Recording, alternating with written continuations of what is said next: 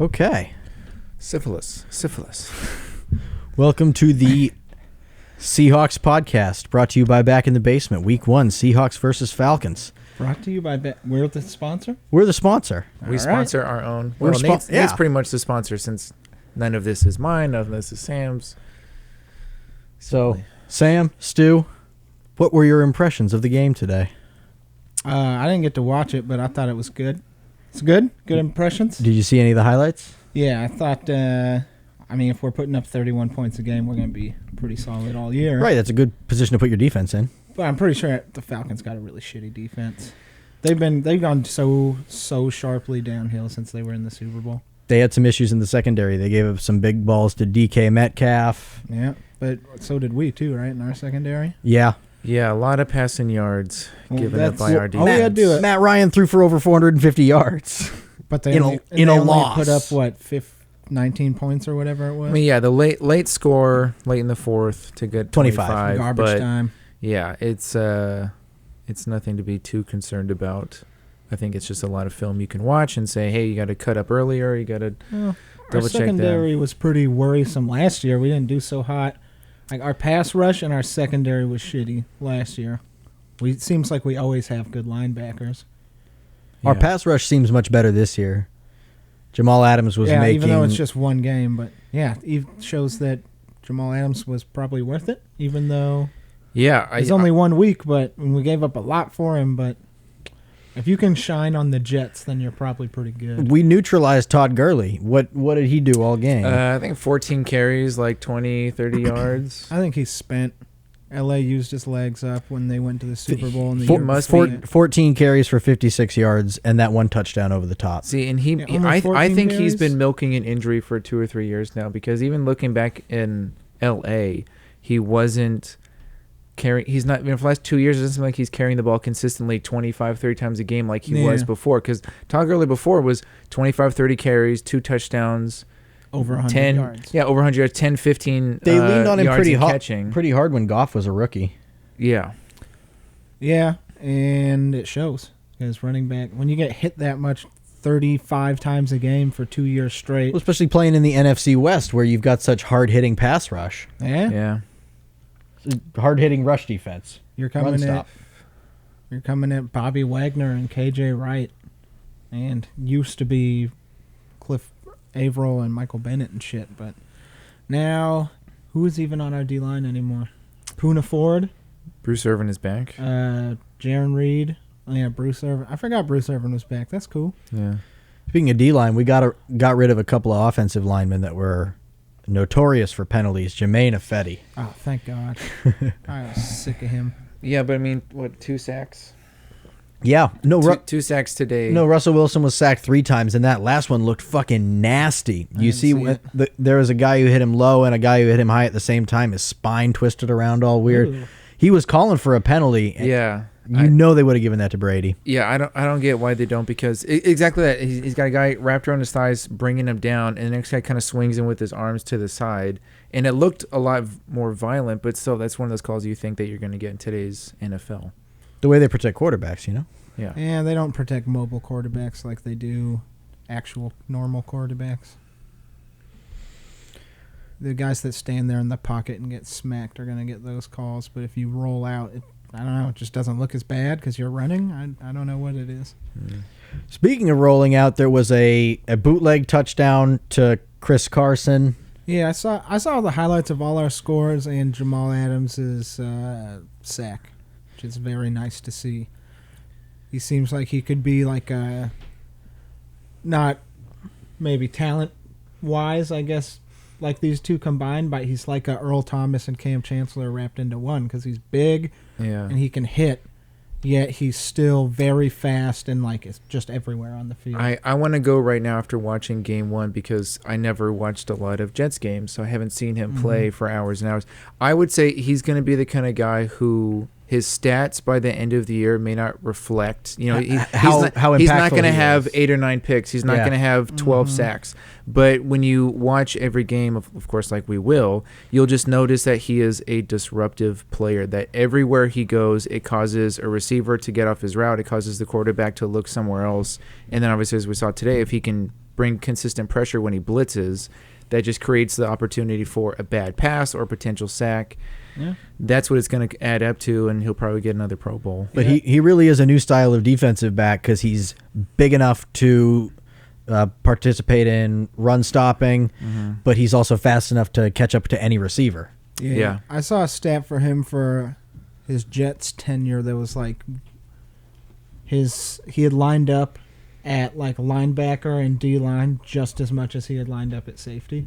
Yeah, like he's a complete hybrid player. He's like 6'2", right? He's fairly tall. Jamal Adams, 1 sack, 2 tackles for loss, 8 tackles. There you go, 8 tackles. That'll get you noticed. That's good, but that's just it, and that's the difference between 4 assists. We'll have to see what his end of the year stats. 8 tackles, 4 assists. So he was in on 12.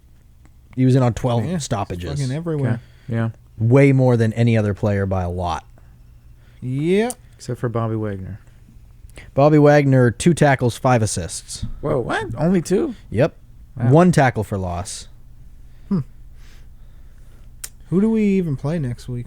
The Patriots. The Pats. Oh, shit. We are at home, primetime Sunday night. Well, we don't have our home field advantage, though. Yeah, I'm just saying it's a home game. That's all. Cam Newton. You still got to say. Cam Newton has some trauma from playing in CenturyLink Field. I feel like he's coming back more motivated than like he's ever been while in the NFL. And what about Bill Belichick? Do you think he's more motivated to prove that he can succeed with an MVP? Or succeed with any quarterback? Yeah, I think maybe if he had whoever their starter was going to be, maybe he'd be motivated, but Jarrett Stidham or whoever it was. Oh, really? Auburn. I think that was... Oh, fuck, no, it probably wasn't him then. I think it was... I thought it was the dude that was like on Penn State or something. Either way, it doesn't matter now. They got Cam Newton. He's going to be their starter all year. Well, is this the comeback story of the year? Yeah, maybe. Injured, misses a season, replaced by a rookie. Damn. But, I mean, I feel like it's a little different when the comeback story involves a team that is already pretty good. Or at least now we'll find out if the Patriots really were only good because of Tom Brady or if they actually had a substantial team. Yep, today they won, built around and him. Tom Brady is on his way to his first loss as a Tampa Bay Buccaneer. It's not... Is it even the 4th yet in this game? As we're recording this, I think it's close to the end of the 3rd, and...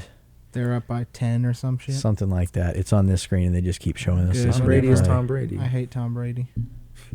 Yeah, Go Saints. He's good at throwing the ball. That's I for mean, sure. if you're playing with a brand new... Yeah, they're up by 10. They're playing with all brand new teammates and under a new coach for the first time in your career.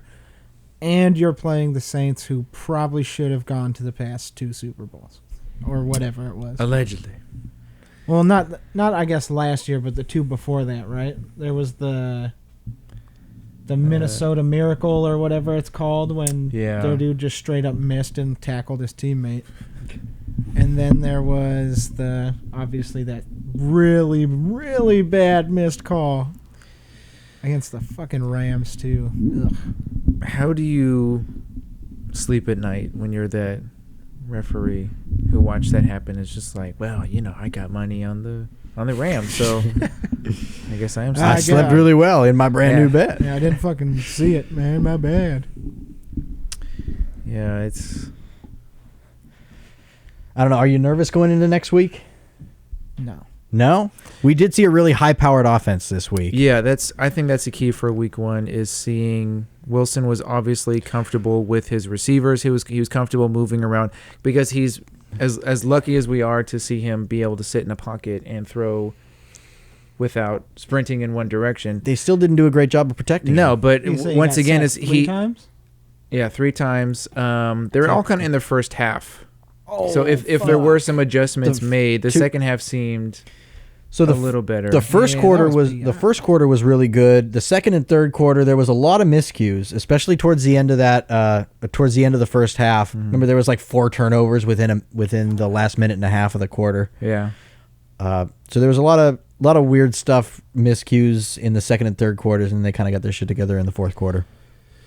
Yeah, it was Metcalf with that long touchdown on fourth down. That was nice. He got separation and he was just fucking gone. And Wilson dropped it in perfectly. He's just so big and so fast. It's going to be really hard guarding him for anyone. But we were talking about how Wilson has all his receivers coming back. He's not really trying to link up with any guy for the first time. Metcalf's coming back. Lockett's been there for 5 or 6 years now. They got a really good connection, him and Tyler. Yeah, more. All 3 tight ends had a catch or 2. I guess Greg Olsen's new, but he got a touchdown pass today. But Greg Olsen is just such a pro that he can lock in with any quarterback. Our tight ends are so deep on this team. Getting we got Disley back too. Greg Olsen, who's All Pro and Pro Bowl, multiple times in his career. Then Will Disley has been so good for us when he plays. Yeah, and then also Hollister. He's had 2 bad injuries, and Hollister stepped up to, take over when Disley got hurt last year. He was obviously not planning on being a featured guy in our offense since he was number 48. You can usually tell by the number sometimes. I don't know if he was a fullback and they just put him at tight end. But that's another thing. We've got great blocking tight ends. And that's Hollister, and we also we still got Luke Wilson, right? I don't. Yeah? He might be on the practice squad. I think we got him on. I think he definitely was on our roster. I'd have to check, but that's just that they know how to play together too. They got that Wilson to Wilson connection. He's a fan favorite. Not a lot of teams have 3 reliable tight ends, especially when it comes to. And we got 4. Well, like you said, blocking is our offense is built around having a 2 tight end set where you don't know which one is going to lay down a block and which one's going to run out for a route. Yeah, we just how we play has always needed a power blocking tight end. Yeah. We don't even really need you to catch too much. Jimmy Graham. That's why Jimmy Graham didn't really fit in. He couldn't set the edge. Russell Wilson does work with any tight end. He'll just find you when you're open, but if you can block, feel like he'll reward you for blocking.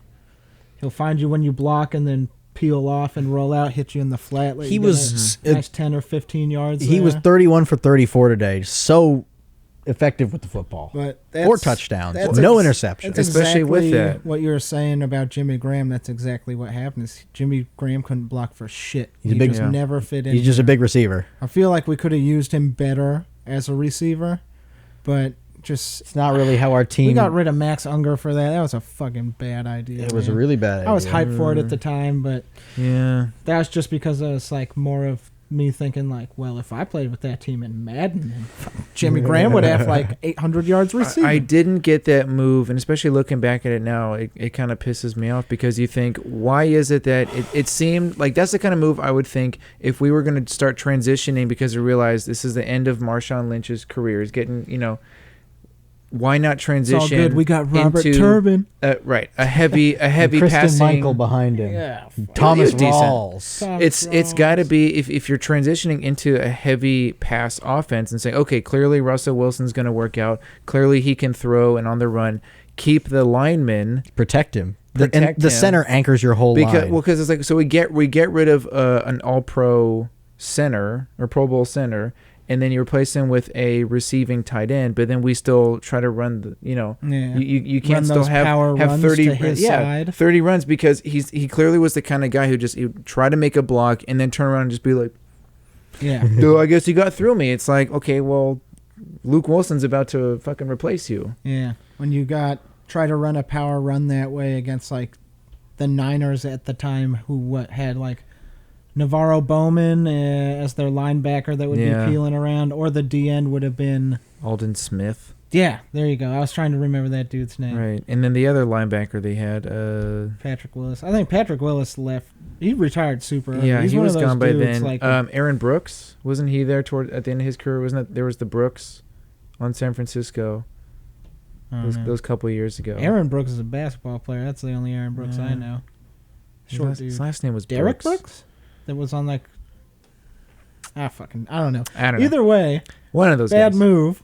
Yeah. Because we went from being the best team in the league with Zach Miller as our tight end, who was super good for our team. I love him. Yeah.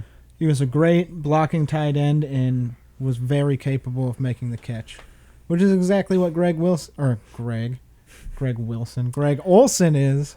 So we'll see. Hopefully that motherfucker can stay healthy. I think his problems are with his feet. So his ankle or something. That's got to be a little sketchy. I just want to see Russell Wilson be comfortable in the pocket. And that's the thing is what makes it more impressive is every game, like especially this in 31 completions, half of those have got to be plays where he's about to be tackled or avoiding someone about to be tackled. And he still makes a perfect, accurate pass either in the flat or the kind of that mid-range. Yeah, we just don't want him to take those hits. Like, I know. He's going to scramble. Protect him a little better. He'll scramble and, get it out of there usually, but he's still going to get hit to the ground, which is just going to slowly take time off of your career the more you get hit by a dude that's like 2 times as big as you. Even if it's a soft little hit, just falling all that time, and it makes you a little sketched out in the pocket. I feel like our line has just gotten worse and worse throughout his career too. Because we keep drafting linemen relying on 2 or 3rd-year guys to protect your future Hall of Fame quarterback. Which either that or go out and get someone else's failed lineman draft pick that they tried to get. Eric Flowers. Like we got fucking... There was another dude I hated that we got that was a failed lineman. I can't remember his name though. Okung never really panned out. Oh, Russell Okung was good. He went to a couple of Pro Bowls. Injury prone, and he would always a lot of penalties. Get penalties. Yeah. The only holding call I noticed was by our rookie lineman, who's a 3rd-round draft pick. Yeah, not too many penalties he's starting. today. He's a rookie. I think we had 6 penalties for 40-something yards. 6 penalties for 46 yards. Falcons had 6 penalties for 72 yards. That's not horrible. Part of that came on the big pass interference call late in the game. Yeah. But I did, watching it, I felt like that our offense wasn't committing a lot of penalties. Whereas before it was like holding, false start. Yeah. All the fucking time. Well, that was it. Right as I started talking shit after that, it was that first or second drive where we got to their side of the field, and then it was like a holding and then 2 false starts in a row. It was like 2nd and 29 suddenly, but we ended up converting. I think that was the first drive where we ended up having that touchdown. It was like, okay, well, here we go. Typical.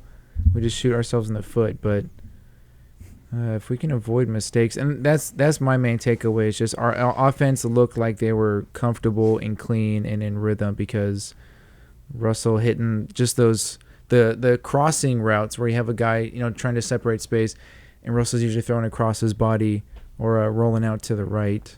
He just looked in sync. We barely dominated the time of possession game. 30 minutes and 31 seconds to 29 minutes and 29 seconds. I think they had the ball a lot that second half. Did they? They did. Which gave our offense our time to get their shit together. Yeah. Didn't they say that the Falcons went for it a bunch on 4th? They did. They failed like 4 4th-down conversions. Yeah. Damn. And in a game that's decided by 13 points, you got to feel like a couple of punts might have been the difference between a score and a field goal for the Seahawks. Yeah. We're lucky that Russell was so sharp today.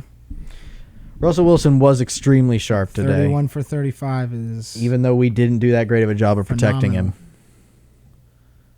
Yeah, well, that's been like the story of his career. Just Why always getting chased. Why not spend some money? Because we spent all our money on him. We spent all our money on Russell Wilson. That's why I don't know why quarterbacks won't do that, like how Tom Brady did that a couple times, right? Didn't he do that a couple times in New England where he signed like a not super long deal, like 4 years or whatever, and it was I never understood. Definitely not even close to as much money he could have got if he wanted to. I never understand why more players. Like, I'll sign for less. Go get people to help me out. Yeah, like more players like I'll be fine like with Tom Brady don't do year. that. LeBron James getting a supermax contract or some shit like that. That's how he got his championships when he went to Miami. After that contract, he's only signed like max deals. But going into Miami, him, Dwayne Wade, they all and Chris accepted Bosh less money. We're all like, we're going to take so desperate. way less money. But a guy like that is going to make so much more on endorsement deals than he'll ever make from his NFL salary. Yeah, I mean, it worked out for Tom Brady. He still has the endorsements. He still made a lot of money, and you can he's got 6 fucking Super Bowl rings. Like, real talk, you can get that shit back on the back end. Players that serve their organizations faithfully a lot of times are given jobs within the organization, or they're hooked up with shit. Special advisor to the exactly. It's just a bullshit. It's just a bullshit job to give a former, Super Bowl winner a paycheck because, if you accept less money here, I'm going to make sure that you've got a bullshit on paper job that's giving you $500,000 a year until you fucking die. Like, these owners can do that. It's just as it'll exist. I have all the money in the world. It can exist outside the salary cap. I could also see Russell Wilson being one of those guys that would want to go into broadcasting or something when he's done. He's likable guy. He's likable. He's milking cookies. Smart. Yeah. Well-spoken. Yeah, I can definitely see him sitting at the ESPN desk. Yeah. I might as well. But he seems like one of those guys who's like, I want to be an executive. All right, he can be a Seahawks GM. I don't know about that. Part-time. that doesn't really usually work out well. Magic Johnson? John Lynch just took the Niners to the Super Bowl. He's a former player, and he's a GM. Yeah, but John Lynch wasn't a superstar. John Lynch was Lynch is a Hall of Famer. He was notable, yeah. He's in the Hall of Fame? Yeah. Oh. He was one of those safeties a couple years ago. Yeah, the end of that era where you could really kill guys on the field. Yeah, he was one of those that last era. Dudes that wore those big neck rolls, right? Those are scary. Yeah. But it's always talked about how he is the exception to the rule, how so few players have gone on to have successful.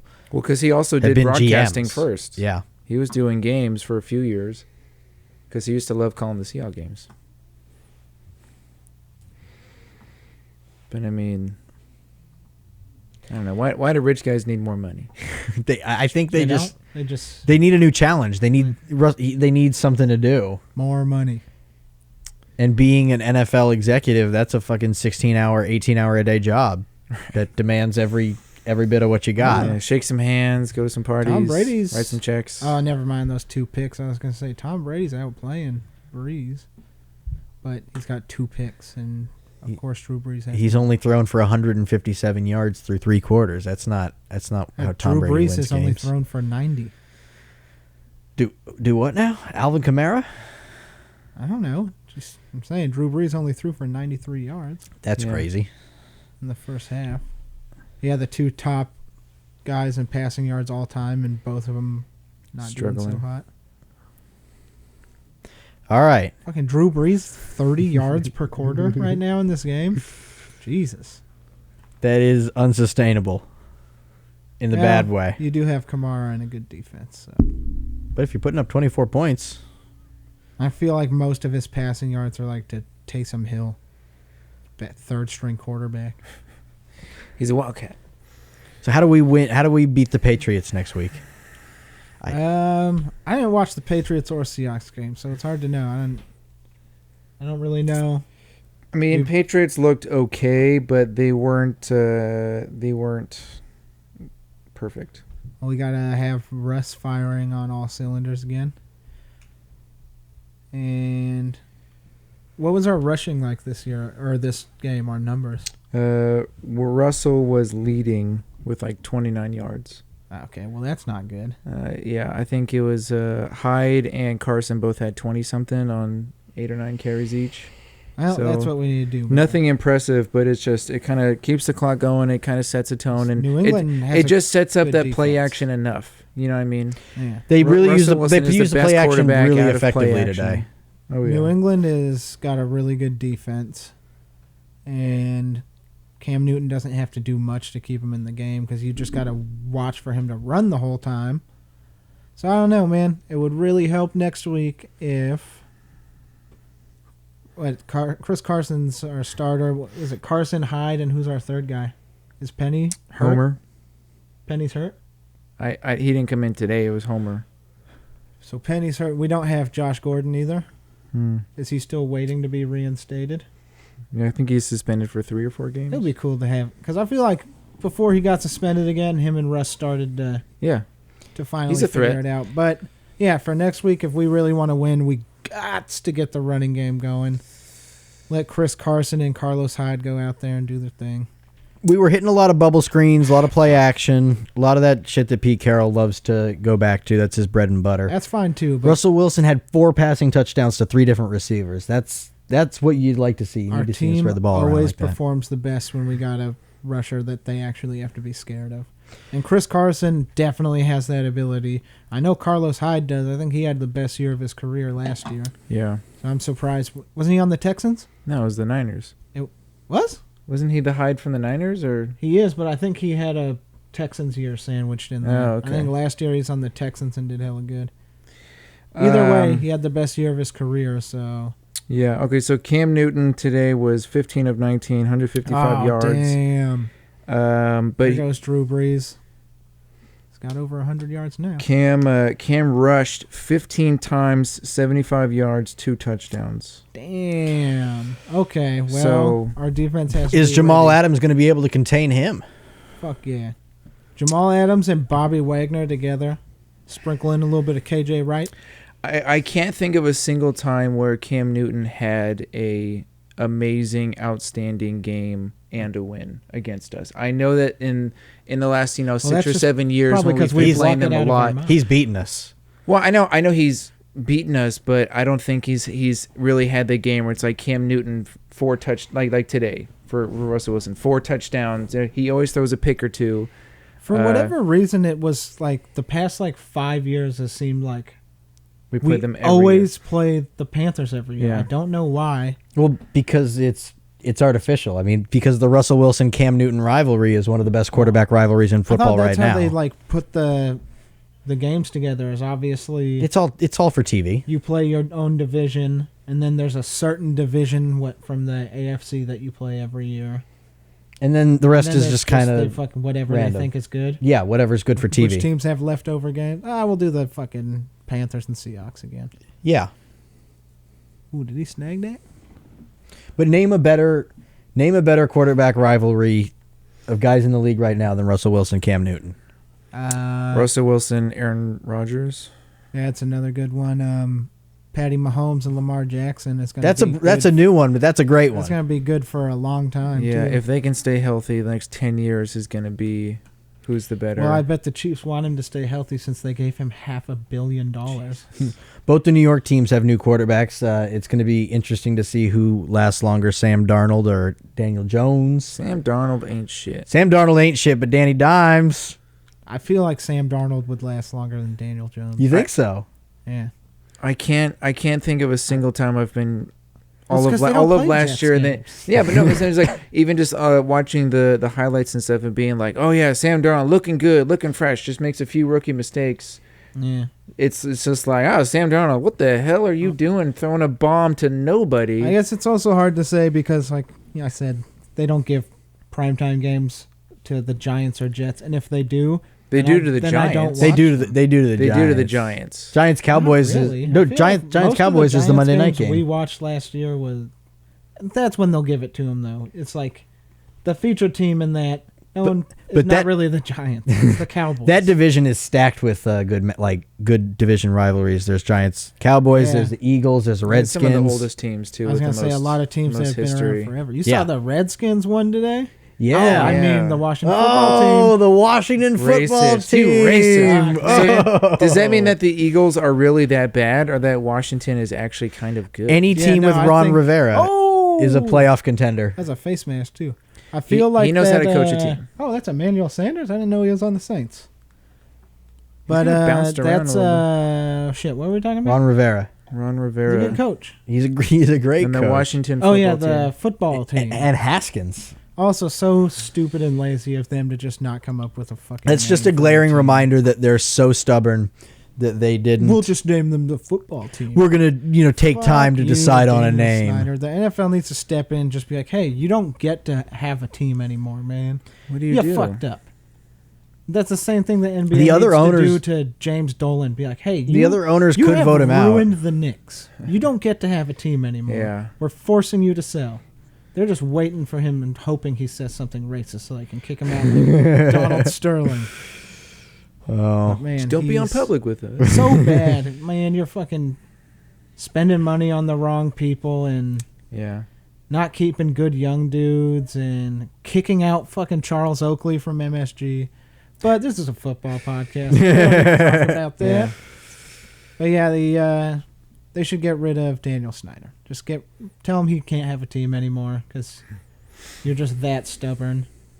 To where the only reason he even changed the name anyways because all those sponsors were pulling out. I'll never, like 5 years ago, I'll never ever change the name. Yeah, we're taking away all their sponsor money. Ah, shit. All right, we're the football team. Even the stadium, like even for FedEx to be like, we don't want to be a part of this team and have our name on this stadium. It's like, that's kind of a big deal. We'll go sponsor any other stadium. Yeah, literally any other stadium. But I do, going back to that, if you say, does that mean that they're good or the Eagles are bad? I think it's a little bit of both. They're probably on the upswing. I think Dwayne Haskins is going to be a pretty good quarterback. I don't think he'll be a superstar, but he could be like... He's got the tools. If you got a really good defense and some weapons around you, then I think he could take your team to the Super Bowl. He's not going to be a superstar guy. It'll be like having like Alex Smith or something. Like you're never like super duper good, which is weird because he's the backup on that team. Phillip Rivers. No, I'd say Phillip Rivers he was pretty much a superstar at a couple points. Superstar, but never able to get to the Super Bowl. Yeah. Yeah, no, I think, but they got that one dude from Ohio State they just drafted, the D-end. Young, yeah. Something. Whatever his first name is, that dude is going to be good. I don't know what his numbers were today, but I bet they were good. Chase Young. Yeah, that dude's going to be nasty. And they got Haskins. And so you got your defensive guy that I think that dude's going to be a straight up superstar. Yeah. Probably immediately. He's going to be Defensive Rookie of the Year this year. And then Dwayne Haskins is going to be solid throughout his career. Maybe he has a chance to make a couple Pro Bowls. But he's not going to be that top tier guy. You just got to surround him with a good defense, and he'll get you there. Yeah. And also on the flip side, I do think the Eagles suck.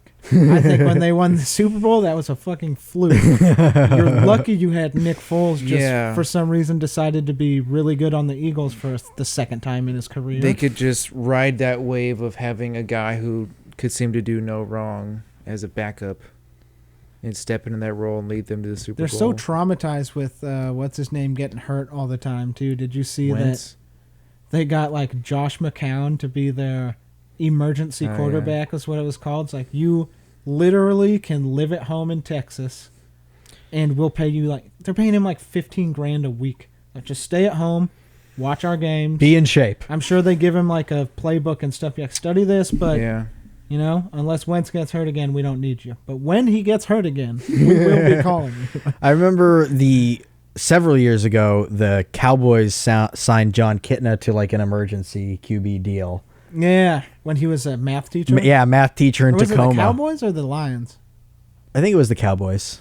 Either way. Because it was when Tony Romo was having all his back injury stuff. Like back and neck injuries. Yeah. Because of us. It was in the preseason. He got I broke my back. How do you have to hold the ball? It's a dome. Where's the wind? They just wanted to do a goofy. Oh, wow. My God. Okay, so what we just watched, it's the 11 minutes and 37 seconds in the fourth quarter Bucs Saints game. It was kind of a...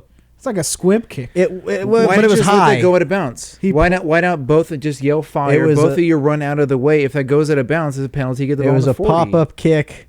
Look at this. You fucking moron. 32 tried to come in and snake the ball away from over his shoulder. He tried to pull a fucking like Willie Mays, catching it over the shoulder. Let it go out of bounds. Just do absolutely nothing. Take the penalty. Fowler was right there. He just slid right in and caught the ball. I think I was about to be fired. Like, you're barely. Yeah, when you fuck up like that on special teams, you don't have a lot of leeway. Yeah, you know that, dude. You're not the returner, so you're just some guy that barely made the team.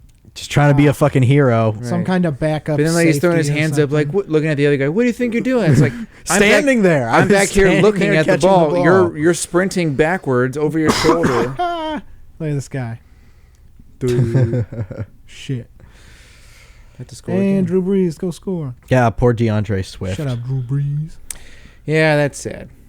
I know. Especially that the national Fucking up coverage in your turns very to it. Oh, first game. the final play of the game. Oh, look at that. You lost for your All team. they gotta do is score to win. Perfect pass. Right. Right in your hands with your extra fancy sticky gloves that you wear. Come on. Because even the slow-mo, they show him, he's looking at it, and then for some reason, he just like turns to look upfield. Yeah. It's like, where do you think you're going? Just You're already in the end zone. Just lay down. Focus on just catching it. If you just fell backwards, you got it. Oh, Bruce Arians. You're the hero, week 1. I love him. He's just cool. Got his fucking sunglasses on. Miscues. Except for he wasn't so cool when he was the coach of the Cardinals because they would always fucking beat us. Just barely. When we sometimes. were good and they were shitty in our Super Bowl years, they would win. Yeah. And one of those games every year. every year, us. and They the Rams would too. Yeah, and then the Rams became actually good though. Yeah, well, we've always had, since we've gotten Russ, there's been one team from our own division that's also really fucking good.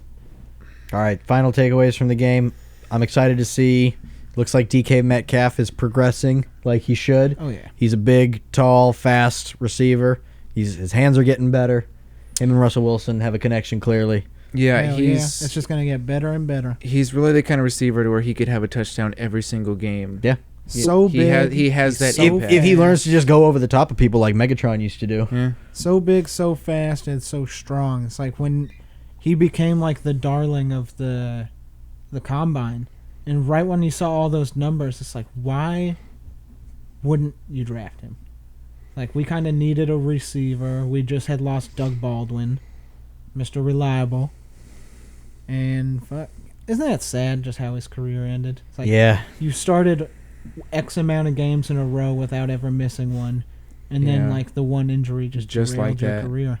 Yeah. Oh, you missed your start, and then like 3 weeks later, it was like, yeah, I'm gonna have to retire. Fuck.